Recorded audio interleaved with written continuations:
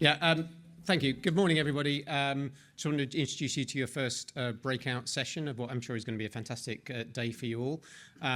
Just a quick housekeeping from me, first of all, sort of housekeeping, but it helps us with the interaction during this session. So if you've not got Slido on your phone yet, please do get that on your phone. So Slido, I'm just going to check it on my phone myself. And so just make sure you've got it on your phone. If there are any questions, then you can post them through Slido, and then there will be sort of polling at the end of each session as well. So that's all from me. So I just want to introduce you now to, I'm just going to get your name right, so please. So the first one I'm doing today, I'm doing quite a lot of these, but make sure. So I just want to welcome Luke Bullen from VP Head of UK and Ireland for Wellhub. And he's going to be talking to you for the next 20 minutes or so on a really interesting topic. I'm sure you're going to find it fascinating. So over to you, Luke. Thank you.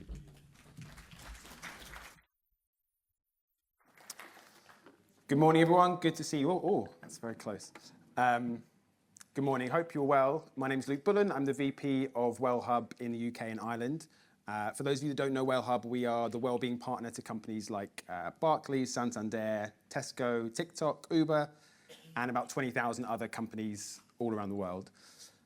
Firstly, I've never been to REBA, and I've never seen anything like it. I walked in, and it was just ridiculous, how huge it is, how many people are here. And actually, whenever I come to events like this, I'm always just completely in awe of the number of topics that HR covers. I think this morning already there have been talks on like workforce planning, there's pension strategy, there's learning and development. It's a lot for one department to have to cover. I firmly believe that a good well-being strategy, well implemented, can be the thing that kind of underpins and reinforces all of that. Because if your people are feeling well, they're healthy, they're thriving, then everything that you do within your departments and within your wider businesses is going to be so much easier. Now, having said all that, I'm very conscious that I'm speaking to a room full of HR and wellbeing experts, and I've never worked a day in my life in HR, to confess. But where I hope I can add some value is that I've spent the last almost 9 years speaking pretty much every day, all day, to HR directors about wellbeing at companies that probably look a little bit like yours. I also have two things to help me today. So the first is our Return on Wellbeing report, which was released just yesterday, and which interviewed over 1,000 different CEOs on their perspectives on well-being. And so for the first half of this session, I'll give my perspective on one of the biggest takeaways from that report. And then for the second half, I'm really pleased to be joined by an actual expert, Neil Hunsworth, Chief People Officer at Capco, and we'll do a bit of a Q&A on some of the other insights from the report. Now, on the report itself, so we interviewed about 1,500 different business leaders. About 90% of them were CEOs. The rest were kind of business owners and VPs, or executives, I should say. We asked them 70 questions, so we ended up with 360,000 different data points. It was right across 14 countries and lots of different sectors and company sizes. You can see the smallest company size we spoke to was over 100. We wanted to exclude very small startups where the CEO probably has more of a weighting on well-being strategies, because we thought that might skew the results slightly. And some really interesting findings. The first one that stands out is that 97% of the CEOs we interviewed said that they were the ones who were ultimately responsible for the well-being budget. So although these people feel quite distant from your day-to-day work, actually they feel of it as if it's their budget. And if it's their budget, then it's their thing, it's their ownership. So they're taking a very close look at everything we're doing. Then I just want to touch on perhaps the biggest takeaway for me from this report, which is what I'd call the perception gap about well-being between CEOs and the rest of their employees. So the first point here is that 92% of CEOs said that their businesses prioritize well-being. But fully a third of employees said that they actively don't think their employees prioritize well-being. So a big, big gap there. Then when it comes to actually personal well-being, almost all of the CEOs that we interviewed said that their personal well-being had improved in the past year, whereas only half of employees said the same thing. So those differences are quite stark, and I think it raises some quite uncomfortable questions for us within the well-being industry, because the most important people, or at least the most senior people in our businesses, are saying that they're prioritizing well-being, they see it as a big priority for them, but a big proportion of our employees aren't seeing that and they're not feeling the benefit themselves. So what I want to do for this first section is just to give a perspective on why that might be happening, and then I'm keen to hear your thoughts at the end too. So my perception at the moment is that there is a bit of a tension within most companies between, on the one hand, employees and indeed executives demanding more and more of HR departments, not just within Wellbeing, but actually right across the HR spectrum. But on the other hand, your teams aren't getting any bigger, and of course budgets aren't getting bigger either. You know, we live in a world of inflation, your PMI costs are going up, your NI costs are going up, and so you're all trying to do more, but with actually fewer resources than you've had before. And actually, even once you get to Wellbeing, if you think of HR as a very broad topic, and then one of the topics you covered, probably one of 10 topics you cover is Wellbeing, even once you get to Wellbeing, that's a very broad topic itself. I've just listed here a few of the topics I've seen listed under people's wellbeing strategies before, but you could probably think about 5 or 10 other things that you could add to this list. And I think when you look at this list, what you can see is that you're going to find it very difficult to do all of these things really well yourselves, as well as all the other things you have to do within HR. So what I see most companies do is one of two different things. The first one is that they will pick 3 or 4 particular pillars that they're going to really focus on and try and do those really well. And that strategy makes a lot of sense, because if you can't do everything well, better to pick a few things and do those really well. But I think there are some limitations with this. The first thing is that it leaves a lot of really important topics off the table. So for example, sleep isn't a topic that I see covered very well within most wellbeing strategies. But I don't know about you, if I sleep badly for a couple of days on the trot, that probably has a bigger impact on my well-being and my productivity at work than almost anything else. And I have a 2-year-old, so I'm speaking from recent painful experience. The other thing is that well-being is evolving all of the time. So even 5-10 years ago, menopause wasn't a topic that virtually any company supported within the well-being strategies. Now it's virtually mandatory. So the danger with this strategy is that every time something new comes along, you have to take a new approach, where you have a pillar-by-pillar view of things. It's going to be hard for you to flex to try to meet up with that employee demand. And so the other strategy that I see, and these are becoming increasingly popular, is the idea of a well-being subsidy. Previously, you probably have a gym subsidy. Now it's becoming a broader well-being subsidy, where you give people maybe £20 a month, £50 a month, and they can do what they want with it. And again, you can totally see the attraction of this strategy, because it feels like you're giving people choice and flexibility, and then it's up to them to decide how they look after their well-being. But I'm speaking to more and more HR leaders that are getting really uncomfortable with this, and I think there are two key reasons for that. So firstly, on the employee side, actually £20 a month, £50 a month doesn't really go very far. It won't even cover one therapy session. It probably won't cover the full membership of a gym in London. So you're only ever going to be able to partially cover just one pillar of well-being, which obviously is not enough. The other thing is that we know money alone doesn't change habits. And I'm sure there's some people here with behavioral scientist backgrounds. We know study after study, just giving people money doesn't make the difference.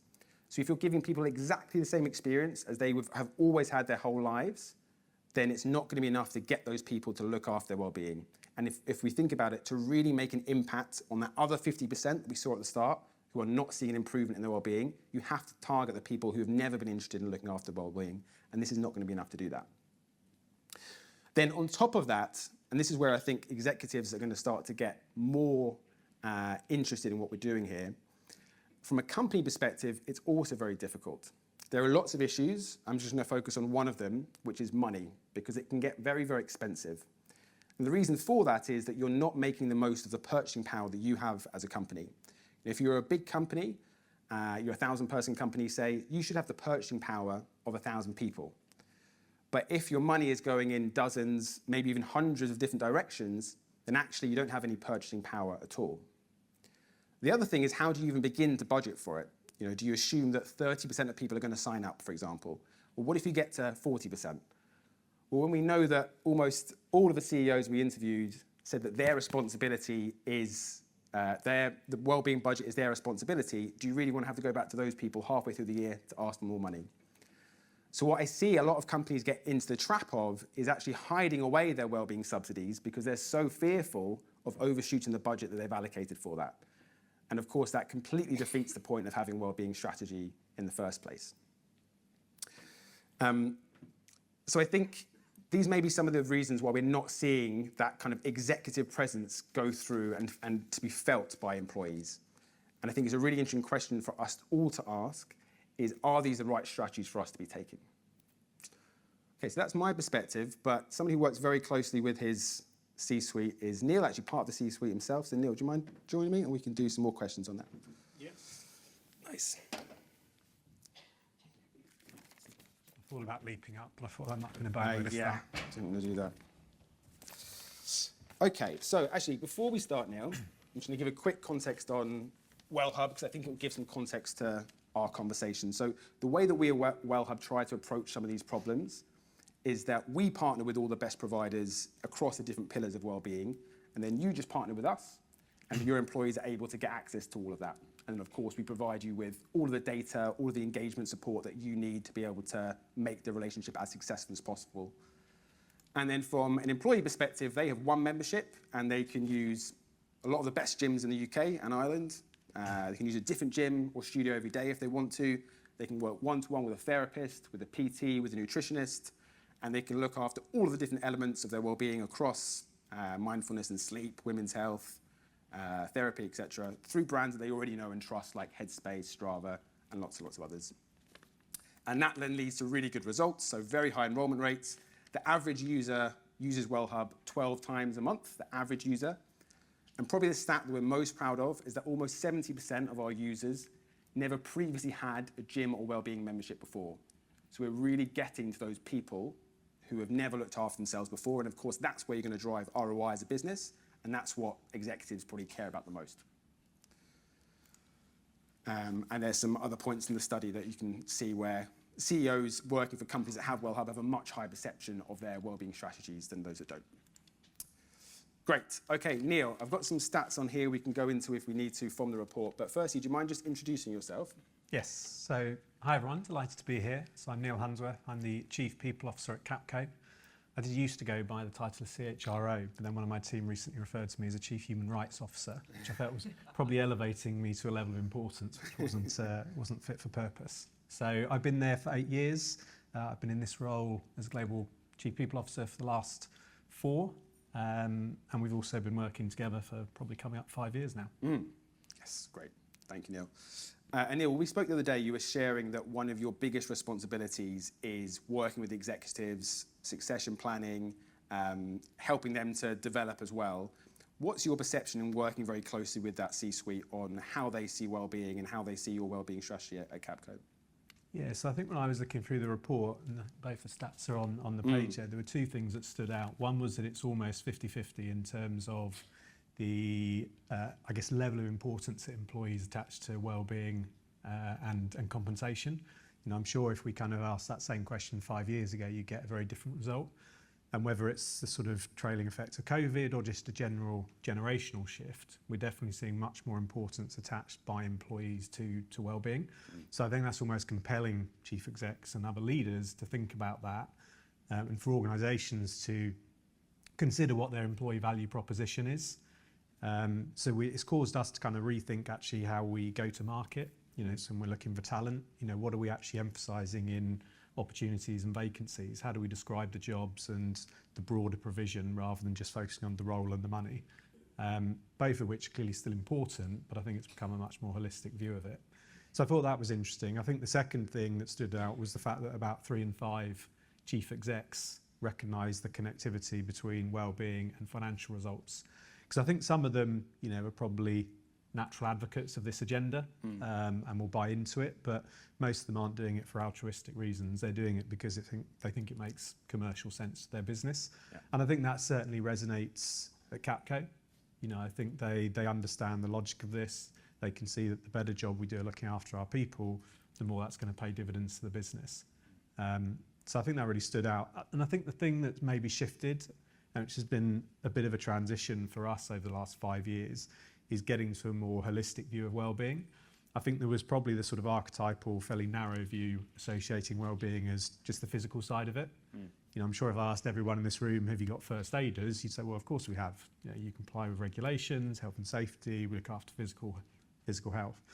But historically, I wouldn't say we paid much attention to the rest. You know, we didn't look at the emotional side, we didn't look at the social side, the mental side. So I think the main challenge has been getting leadership to see the bigger picture. And also to understand that those sort of things are interconnected. You know, particularly when we're going through the cost of living crisis, you know, financial well-being was having a knock-on impact on physical well-being, it's having a knock-on impact on mental well-being. So I think those sort of things and presenting it as a kind of holistic piece rather than trying to tackle things in isolation has been conducive to us making some progress in this area. Yeah, definitely. And it's getting broader and broader all the time. And as you say, that very narrow view now feels very outdated. If you're thinking about people's physical health, but you're not thinking about the nutrition, you're not thinking about the sleep, you're not thinking about women's health, it's not gonna land, I suppose. Then the big gap that I called out here, so 92% of CEOs think their businesses prioritise well-being. A third of employees say actively they don't think their companies prioritise well-being. Where do you think that's coming from? Is there any? I thought it might be worse actually, so I was pleasantly surprised. So I think this, maybe this is cynic in me. I think if you asked a lot of things like, you know, a CEO, do you think you pay your people fairly? And then you ask the same people, they'd probably also be a bit of a dichotomy. That's a very good point. So I think there's always an element of that. I think there's also a bit of a time lag effect in terms of when you start to take action and when you see the results. And I think with well-being, you do need to be in this for the long haul. You're not going to find quick fixes here. And some of this is also about breaking down stigmas and driving sort of a shift in mindsets, which inevitably takes time. So I think as a CEO who's sort of time poor, you know, you'll see it as, okay, we've identified the problems, we've taken a series of actions, so everything's good. But I think this sort of thing, more than other initiatives in the people space, you know, it's kind of a multi-year process, and you need to be able to kind of commit to that. So I think there's probably sometimes slightly unrealistic expectations as to when you're going to see the fruits of your labour. But I think it's a case of at least making sure you're doing the right things, tracking progress, and then you'll see the impact ultimately. And hopefully over time, there'll be a better understanding of that, and we'll see that sort of perception gap converge. Very interesting. Okay, cool. And then you obviously work closely with your executives on lots of different things, but you also have a really comprehensive wellbeing strategy at Capco. So I imagine you've gone through that kind of budgeting round a few times with them, trying to persuade them to invest. We've seen many of the CEOs list objections like employees won't use a wellbeing benefit, it's too expensive, it's too difficult to manage. From your experience at Capco, what have been the main things that have been most effective at overcoming CEOs' objectives when it's objections when it comes to rolling out new wellbeing initiatives? Data and more data. And that partly speaks to the type of organisation we are, a financial service consulting business, but I think it would probably resonate with many of you in the room. Just to give you a couple of tangible examples. So I guess what was a bit of an inflection point for us was two key data points. So about 5-6 years back, we were working with our private medical provider, and they presented us with a kind of an annual report saying this is how you benchmark against other organisations in terms of claims. So they would say this is what you claim on things like cardio, this is what you claim on cancer related, so on and so forth. And we were generally pretty good, and we got quite a young workforce, but we were way above average on stress and mental health related issues. So that was quite an eye-opener for us. And there's an element you could say, well, that's a little bit endemic to the sector we work in. But as I say, we were clearly off kilter with the norm. So that was a bit of a kind of light bulb moment just to kind of present that data point.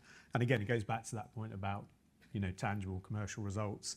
If we've got a lot of claims, then the premium is going to go up, and private medical is invariably the most expensive benefit we have. So that was quite an eye-opener. And then we correlated that with some internal data around absence history. And although we didn't have a lot of stress-related absence, when someone was off, it was always 2 weeks, 3 weeks, 4 weeks. It wasn't, you know, a bit of a cold 1-2 days back at work, you know, no trailing effect. It was something where people were off multiple weeks, and then they'd maybe phase back in. So the impact on productivity, you know, for an organisation which focuses on billable hours is huge. Yeah. So those kind of two data points were a bit of a catalyst to sort of say, how can we not do more in this space? So that was really important. And subsequent to that, so that kind of got us the buy-in. Subsequent to that, it was really how we just sort of keep informed of progress. We do sort of pulse surveys. It's not rocket science, but it's just kind of having that regular sense check and making sure everything's trending in the right direction. Yeah. And if it's not, figure out what the issue is and then act on it. Yeah, awesome. Great. I'm going to go to some questions from the audience. I just want, whilst you're thinking of questions, Neil, I have to ask about Wellhub and Capco. So what's your perception so far? What have been the impact on your employees? Anything you want to particularly note? So I think for us, because we've been with it 5 years and it was maybe more gym oriented initially, so that was quite a hook. You know, we got a classic sort of Gen Y, Gen Z workforce, so that was the initial hook. Where it's kind of maintained momentum has been around the broader proposition. So we've got a lot of users who use it through multiple different purposes. Yeah. So they might use the gyms, but then they also use a series of the apps. They tap into, you know, the different sort of well-being things, whether it's a headspace or a Calm, etc. So I think it's those kind of multi-users that has helped it really gain traction and become a kind of fundamental pillar of our benefits offering. Awesome. Thank you, Neil. Great. We have some questions already on the slider. This is very high tech. I'm going to give one to you and then one to me, perhaps. So are you seeing a reduction? You spoke about PMI. Are you starting to see a reduction in PMI from the kind of strategies put in play? Yeah, I wouldn't say we've seen a reduction in the cost because the premiums only ever go one way, it seems, a PMI. But we have seen a reduced instance of those types of claims. So it would suggest it's bearing fruit, definitely. Yeah. Okay, interesting. Yeah, and actually, if you can try and keep, you know, when everyone else's costs are going up 40%, if yours are going up 20%, it's a big thing. Yeah. Can I ask a follow-up? I'm sorry. Yeah, go ahead. But just off the back of that, you talked about the importance of the internal information you've got showing people off 2 or 3 whatever Yeah. weeks, and as a billing organisation, that's a problem. Yeah. So maybe not about PMI costs, as you say, it's only doing one thing. Have you noticed a reduction of those longer period of absences or the frequency? Yeah, so we have over time. It still does fluctuate a bit, but the trend has been downwards. It's been fairly incremental, but yeah, it has gradually been coming down. And I think that's probably testament to some of the support and early intervention mechanisms we put in place, because often the 2 weeks becomes 4 weeks, and the longer it is, the harder it gets to bring people back. So yes, we have. But as I say, it's a classic example of where it's been a bit of a multi-year process. Yeah. And I'll just take one for me, and then we can end, I think, getting eyes. So across Wellhub, you're reaching 37 employees. How are you going to get to the other 63% of employees? So 37% is obviously an average. We have a lot of very big clients. Tesco are 300,000 people. Sainsbury's are 200,000 people spread all around the country. So they obviously drag the rate down a bit. Most clients now that are launching are reaching 30% within the first 3 months. We have lots of clients now, and there was some on the slide earlier, people like TikTok and Multiverse and Deliveroo and others who are already over 70%. But our CEO's vision is to have everybody checking in with Wellhub every single day. And so it's about broadening the types of things that we offer. And of course, just trying to drive that culture change so that wellbeing becomes something that you do every day in whatever way it might be. It doesn't mean going to the gym every day. It might be doing other things. So yes, we're certainly very focused on getting to that 100%.